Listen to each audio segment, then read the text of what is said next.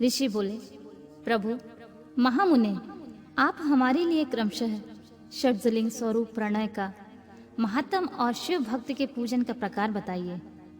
सूत जी बोले, महर्षियों, आप लोग तपस्या के धनी हैं। आपने यह बड़ा सुंदर प्रश्न उपस्थित किया है, किंतु इसका ठीक ठीक उत्तर महादेव ही जानते हैं, दूसरा कोई नहीं। तथापि भगवान शिव की कृपा से ही मैं उस विषय का वर्णन करूंगा। वे भगवान शिव हमारी और आप लोगों की रक्षा का भारी भार बारंबार स्वयं ही ग्रहण करें। प्रणाम है प्रकृति से उत्पन्न संसार रूपी महासागर का।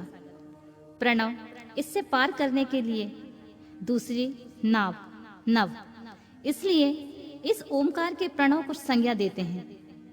ओमकार अपने जप करने वाले साधकों से कहता है, प्रपंच ना नहीं है, वह तुम लोगों के लिए।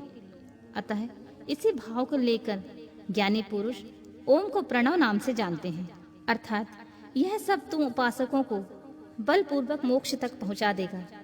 इसी अभिप्राय से भी इसे ऋषि मुनि प्रणव कहते हैं। अपना जप करने वाले योगियों के तथा अपने मंत्रों की पूजा करने वाले उपासक के समक्ष कर्मों का नाश करके यह दिव्य नूतन ज्ञान देता है, इसलिए इसका नाम प्रणव है। उन माया रहित महेश्वर को ही नव अर्थात नूतन कहते हैं। वे परमात्मा प्रकट रूप से नव अर्थात शुद्ध स्वरूप हैं, इसलिए प्रणव कहलाते हैं। प्रणव साधक को नव अर्थात नवीन कर देता है, इसलिए भी विद्वान पुरुष उसे प्रणव के नाम से जानते हैं, अथवा प्रकट रूप से नव दिव्य परमात्मा ज्ञान प्रकट करता है, इसलिए वह प्रणव है। प्रणव के दो भेद बताए गए हैं, स्थूल और सूक्ष्म। एक अक्षर रूप जो ओम है उसे सूक्ष्म प्रणव जानना चाहिए, और नमः शिवाय यह 5 अक्षर वाले मंत्र को स्थूल प्रणव मानना चाहिए। जिसमें 5 अक्षर व्यक्त नहीं है वह सूक्ष्म है, जिसमें 5 अक्षर संयुक्त रूप से व्यक्त हैं वह स्थूल है। जीवान मुक्त पुरुष के लिए सूक्ष्म प्रणव के जप का विधान है, वही उसके लिए समस्त साधनों का सार है। यद्यपि जीवांत मुक्त के लिए वही साधन की आवश्यकता नहीं है, क्योंकि वह सिद्ध रूप है। तथापि दूसरों की दृष्टि में जब तक उसका शरीर रहता है तब तक उसके द्वारा प्रणव जप की सहज साधना स्वतः होती रहती है। वह अपने देह का विलय होने तक सूक्ष्म प्रणव मंत्र का जाप और उसके अर्थमूल परमात्म तत्व का अनुसंधान करता रहता है। वह शरीर नष्ट हो जाता है और तब वह पूर्ण ब्रह्म स्वरूप शिव को प्राप्त कर लेता है। यह सुनिश्चित बात है, जो अर्थ का अनुसंधान न करके केवल मंत्र का जाप करता है उसे निश्चय ही योग की प्राप्ति होती है। जिसने 36 करोड़ मंत्र का जप कर लिया हो उसे अवश्य ही योग प्राप्त हो जाता है। सूक्ष्म प्रणव के हास्य और दीर्घ के भेद से 2 रूप जानने चाहिए, अकार, उकार, मकार, बिंदु, नाद, शब्द, काल और कला। इनमें युक्त जो प्रणव है उसे दीर्घ प्रणव कहते हैं। वह योगियों के ही हृदय में स्थित होता है। मकार पर्यंत जो ओम है वह आ उमा इन तीनों शब्द से युक्त होता है, इसी को हव्य प्रणव कहते हैं। आ शिव है, ऊ शक्ति है और मकार इन दोनों की एकता होती है। यह त्रितत्व रूप है। ऐसा समझकर हस्व प्रणव का जाप करना चाहिए। जो अपने समस्त पापों का क्षय करना चाहते हैं उनके लिए यह हस्व प्रणव का जाप अत्यंत आवश्यक होता है। पृथ्वी, जल, तेज, वायु और आकाश, ये 5 भूत तथा शब्द, स्पर्श आदि इनके 5 विषय, ये सब मिलकर 10 वस्तुएं मनुष्यों की कामना के विषय हैं। इनकी आशा मन में लेकर जो कर्मों के अनुष्ठान में संलग्न होते हैं वे 10 प्रकार के पुरुष प्रवर्त कहलाते हैं अथवा प्रवर्तगामी कहलाते हैं। तथा जो निष्काम भाव से शास्त्र विहित कर्मों का अनुष्ठान करते हैं वे निवृत्त कहे गए हैं। प्रवर्त पुरुषों को हस्व प्रणव का जाप करना चाहिए और निवृत्त पुरुषों को दीर्घ प्रणव का। व्याहतियों तथा मंत्र आदि से इच्छा अनुसार शब्द और कला से युक्त प्रणव का उच्चारण करना चाहिए। वेदों के आदि में और दोनों संध्याओं की उपासना के समय भी ओमकार का उच्चारण करना चाहिए। प्रणव का 9 करोड़ जप करने से मनुष्य शुद्ध हो जाता है। फिर 9 करोड़ का जाप करने से वह पृथ्वी तत्व पर विजय पा लेता है। तत्पश्चात पुनः 9 करोड़ का जप करके वह जल तत्व को जीत लेता है। पुनः 9 करोड़ जप से अग्नि तत्व पर विजय पा लेता है। तदंतर फिर 9 करोड़ का जाप करने पर वह वायु तत्व पर विजय पा लेता है। फिर 9 करोड़ के जप से आकाश को अपने अधिकार में कर लेता है। इसी प्रकार 9 करोड़ का जप करके वह क्रमशः गंध, रस, रूप, स्पर्श और शब्द पर विजय पाता है। इसके बाद फिर 9 करोड़ का जाप करके अहंकारों को भी जीत लेता है। इस तरह 108 करोड़ प्रणव का जप करके उत्कृष्ट बोध को प्राप्त किया हुआ पुरुष शुद्ध योग का लाभ करता है।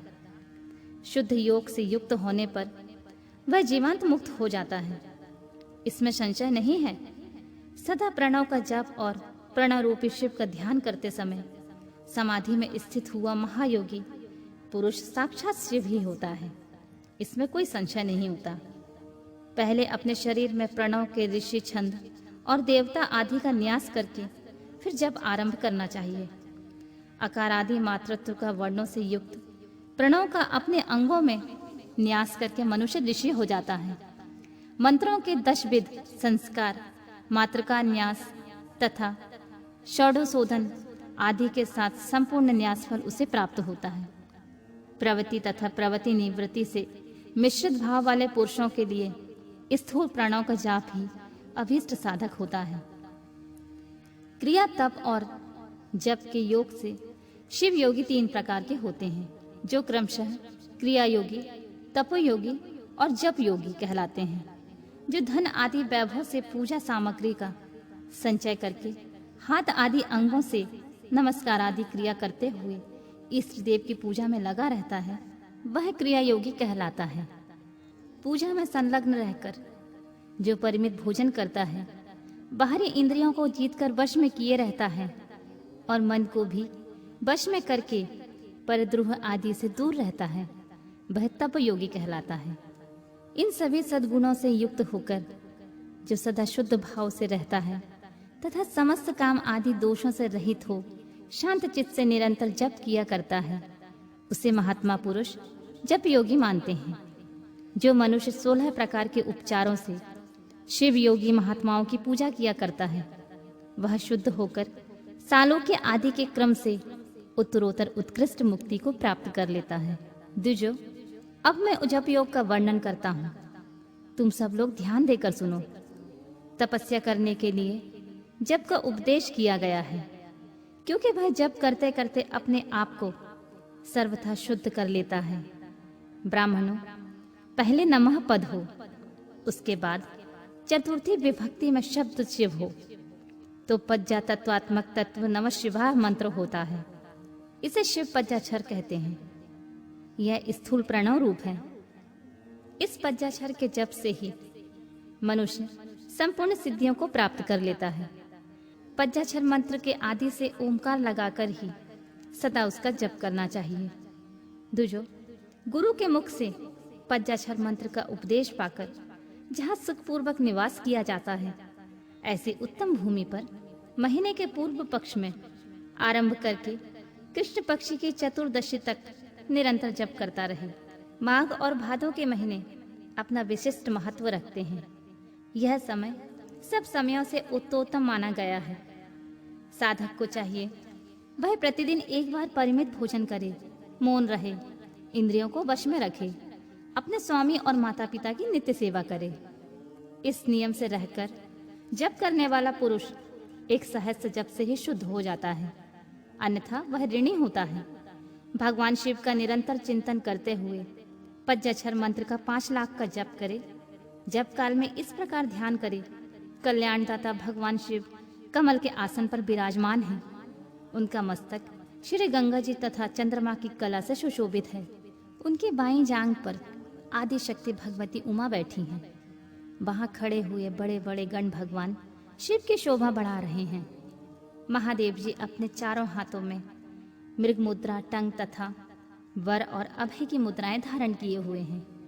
इस प्रकार सदा सब पर अनुग्रह करने वाले भगवान सदाशिव का बारंबार स्मरण करते हुए हृदय और सूर्यमंडल से पहले उनकी मानसिक पूजा करके फिर पूर्वाभिमुख हो जाकर पूर्वोक्त पज्जाक्षरी विद्या का जाप करें।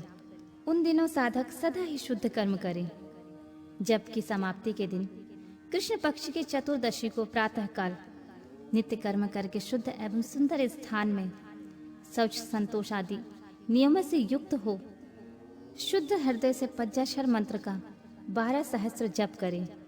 तत्पश्चात 5 सपत्नीक ब्राह्मणों को जो श्रेष्ठ और शिव भक्त हों वरण करें। इनके अतिरिक्त एक श्रेष्ठ आचार्य प्रवर का भी वरण करें और उसे साम्य सदाशिव का स्वरूप समझें।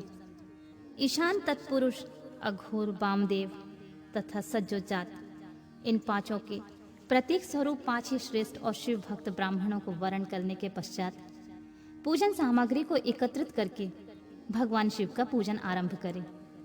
विधि पूर्वक शिव की पूजा संपन्न करके होम आरंभ करें।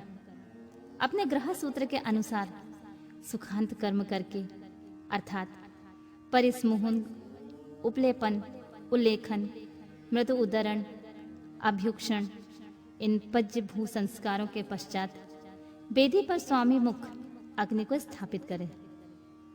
कुशक पिंडिका के अनंतर प्रज्वलित अग्नि में आज भगवान आहुति देकर प्रस्तुति होम का कार्य आरंभ करें।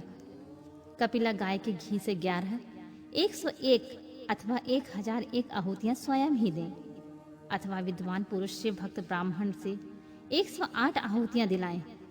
होम कर्म समाप्त होने पर गुरु को दक्षिणा के रूप में 1 गाय और 1 बैल देना चाहिए। ईशान आदि का प्रतीक रूप जिन 5 ब्राह्मणों को वरण किया गया हो उनको ईशान आदि का स्वरूप ही समझें तथा आचार्य को साम्य सदाशिव का स्वरूप मानें। इसी भावना के साथ उनके चरण धोएं और उनके चरणोदक से अपने मस्तक को सींचें। ऐसा करने से वह साधक अनगिनत तीर्थों में तत्काल स्नान करने का फल प्राप्त कर लेता है।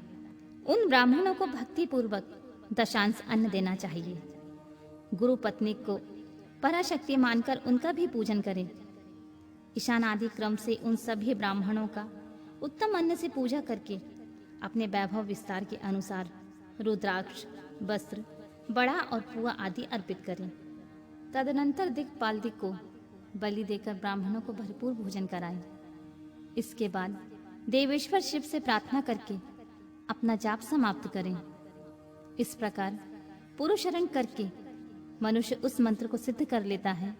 फिर 5 लाख जप करने से समस्त पापों का नाश हो जाता है। तदनंतर पुनः 5 लाख जप करने पर अतल से लेकर सत्यलोक तक 14 भुवनों पर क्रमशः अधिकार प्राप्त हो जाता है। यदि अनुष्ठान पूर्ण होने से बीच में साधक की मृत्यु हो जाती है तो वह परलोक में उत्तम भोग भोगने के पश्चात पुनः पृथ्वी पर जन्म लेकर पंचाक्षर मंत्र के जप का अनुष्ठान करता है। समस्त लोगों का ऐश्वर्य पाने के पश्चात वह मंत्र को सिद्ध करने वाला पुरुष यदि पुनः 5 लाख जप करे तो उसे ब्रह्मा जी का सामीप्य प्राप्त होता है। पुनः 5 लाख जप करने से सारूप्य नामक ऐश्वर्य प्राप्त होता है। 100 लाख जप करने से वह साक्षात ब्रह्मा के समान हो जाता है। इस तरह कार्य ब्रह्मा का सामुझ्य प्राप्त करके वह ब्रह्मा का प्रलय होने तक उस लोक में यथेष्ट भोग भोगता है। फिर दूसरे कल्प का आरंभ होने पर वह ब्रह्मा जी का पुत्र होता है। उस समय फिर तपस्या करके दिव्य तेज से प्रकाशित हो वह क्रमशः मुक्त हो जाता है। पृथ्वी आदि कार्य स्वरूप भूतों द्वारा पाताल से लेकर सत्यलोक पर्यंत ब्रह्मा जी के 14 लोक क्रमशः निर्मित हुए हैं। सत्यलोक से ऊपर क्षमालोक तक जो 14 भुवन हैं वे भगवान विष्णु के लोक हैं। क्षमालोक से ऊपर सुचिलोक पर्यंत 28 भुवन स्थित हैं। सुचिलोक के अंतर्गत कैलाश में प्राणियों का संहार करने वाले रुद्रदेव विराजमान हैं। सुचिलोक से ऊपर अहिंसा लोक पर्यंत 56 भुवनों की स्थिति है। अहिंसा लोक का आश्रय लेकर जो ज्ञान कैलाश नामक नगर शोभा पाता है उससे कार्यभूत महेश्वर सबको आदर्श करके रहते हैं। अहिंसा लोक के अंत में काल चक्र की स्थिति है। यहाँ तक महेश्वर के विराट स्वरूप का वर्णन किया गया है। वहीं तक लोकों का तिरोधान अथवा लय होता है। उससे नीचे कर्मों का भोग है और उससे ऊपर ज्ञान का भोग है। उसके नीचे कर्म माया और उसके ऊपर ज्ञान माया। अब मैं कर्म माया और ज्ञान माया का तात्पर्य बता रहा हूँ। माँ का अर्थ है लक्ष्मी, उससे कर्म भोग यात प्राप्त होता है, इसलिए वह माया अथवा कर्म माया कहलाती है। इसी तरह माँ अर्थात लक्ष्मी से ज्ञान भोग यात अर्थात प्राप्त होता है, इसलिए उसे माया या ज्ञान माया कहा गया है। उपयुक्त सीमा के नीचे नश्रय भोग है, ऊपर नित्य भोग है। उससे नीचे ही तिरोधान अथवा लय है और ऊपर नहीं।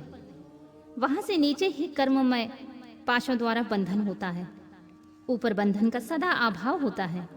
उससे नीचे ही जीव सकाम कर्मों का अनुसरण करते हुए विभिन्न लोकों में योनियों के चक्कर काटते हैं। उसके ऊपर के लोकों में निष्काम कर्म का ही भोग बताया गया है। बिंदु पूजा में तत्पर रहने वाले उपासक वहां से नीचे के लोकों में ही घूमते हैं। उसके ऊपर तो निष्काम भाव से शिवलिंग की पूजा करने वाले उपासक ही जाते हैं, जो एकमात्र शिव की उपासना में तत्पर हैं। वे उससे ऊपर के लोकों में जाते हैं। वहां से नीचे जीव कोटि है और ऊपर ईश्वर कोटि। नीचे संसारी जीव रहते हैं और ऊपर मुक्त पुरुष। नीचे कर्म लोक है और ऊपर ज्ञान लोक। ऊपर मद और अहंकार का नाश करने वाली नम्रता है। वहां जन्म जनित तिरोधान नहीं है। उसका निवारण किए बिना वहां किसी का प्रवेश संभव नहीं है। इस प्रकार तिरोधान का निवारण करने से वहां ज्ञान शब्द का अर्थ ही प्रकाशित होता रहता है। अधो भौतिक पूजा करने वाले लोग उससे नीचे के लोकों में ही चक्कर काटते रहते हैं। जो आध्यात्मिक उपासना करने वाले होते हैं वे ही उससे ऊपर को जाते हैं। जो सत्य अहिंसा आदि धर्मों से युक्त होकर भगवान शिव की पूजा में तत्पर रहते हैं वे काल चक्र को पार कर जाते हैं। काल चक्रेश्वर की सीमा तक जो विराट महेश्वर लोक बताया गया है, उससे ऊपर वृषभ के आकार की धर्म की स्थिति है। वह ब्रह्मचर्य का मूर्ति रूप है। उसके सत्य, शौच, अहिंसा और दया ये 4 पाद हैं। वह साक्षात शिवलोक के द्वार पर खड़ा है।